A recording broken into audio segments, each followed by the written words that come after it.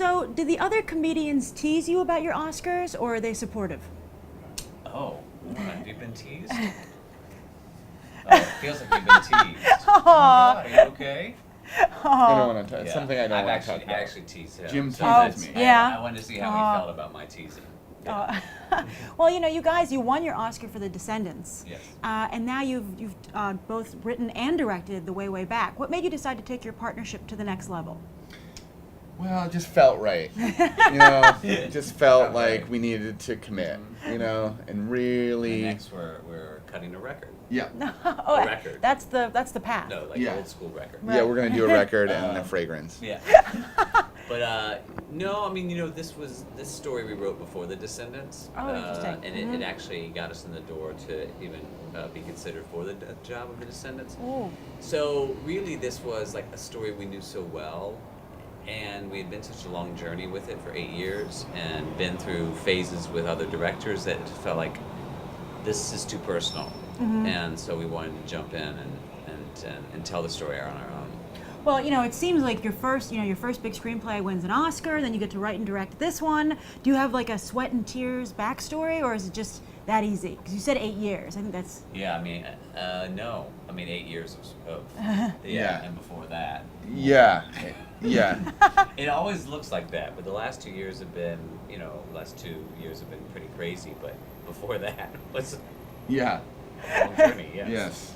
A lot of, you know, the industry is constantly teaching you lessons. I think, you know, lots of a roller coaster of emotions in terms of, you know, but it's good. It's I think helped ground us and not, you know, made us too unbearable as people. See. Well, you know, there are a lot of movies coming out from the improv community now that are just straight comedies. But you guys have kind of this patented blend of comedy and pathos. What made you decide to add that layer to your work? I think we've always been drawn to it. I mean, despite the fact that our training is, sorry, that's my ride. Yeah. Despite that our training was coming from the ground, they really Yeah. want me to Make go. them wait. Make We them gotta wait. go. Let's- You guys are Oscar winners. Yeah. Yeah. And like the audience is like, what is this? I don't hear what they're talking about. You know, just our training at the Groundlings, despite being sketch comedy, was character based, and it really was drawing from the things that make characters the way they are, and that meant sometimes the tragedy things, you know, the things that that are cathartic to them to mention. So I think we always were drawn to those stories, you know, in writing The Way Back, and then subsequently being attracted to The Descendants. So I think we just love that. Not like we don't love. Obviously, we built around comedy. We did comedy and still continue to, but we love you know exploring the things that surprise us in our lives. You know, that are Yeah. both tragic and comedic. But it's often the same. It's often the same. Right? Yes. Yeah. Yeah. They live together. We do. Well, one of the things I thought was very interesting is your lead character, Duncan, is one of the most introverted characters I've ever seen in a movie. And you don't do any cheating or tricks like giving him like an internal monologue. So how do you hope audiences connect to Duncan?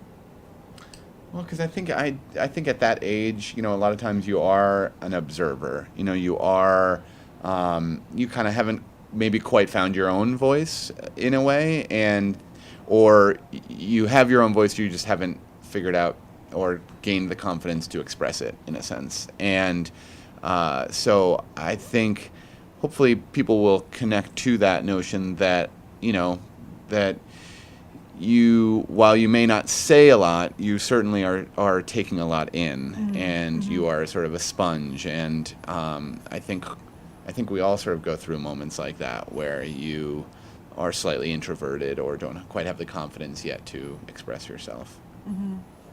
Well, so often an indie film can live or die by its location. And I love the water park that you guys have.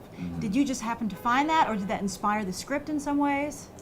No, we had written the script with no water park in mind, and then we just needed to find one. And we looked in different areas, you know, depending on where we were going to end up shooting. And then we just lucked out when we settled on shooting on Marshfield, and Steve Carell came aboard. We sort of just, it was a wonderful circumstance that 45 minutes away from there was Water Whiz. And so, That's what it's actually called? Yes. That's great. Yeah.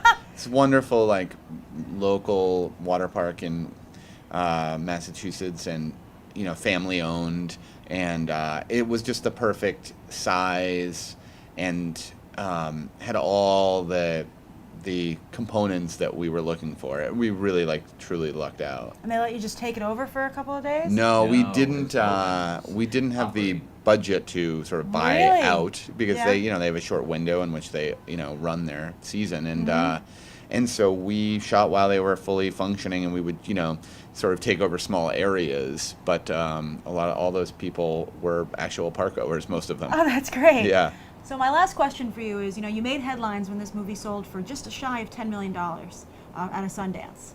Is that just for the movie, or did you throw in some extras? what we gave them for that money? Yeah. A couple of them fell in love with some of my famous recipes, so I gave them that, and then you gave them a shirt. Yeah, just a fun shirt, you know. That's nice. Yeah, just like a cozy tank that I love. Oh, well, if it means a lot to you. Can tanks Yeah. be cozy? If they're tight enough. If they're tight enough, they can. That actually feels restrictive, not cozy. No. It's like a hug. It's like, yeah, it's like, Yeah. oh, it's just like, yeah, a cozy embrace all day. Something about you handing me a tank that might have been yours that you got cozy in really makes me question Our friendship? that and just Me that in tank. me in general. Yeah, it's the idea of like here's a That's great. That's wonderful. Thank you so much. Yeah, Thank you. thank you very Thank much. you.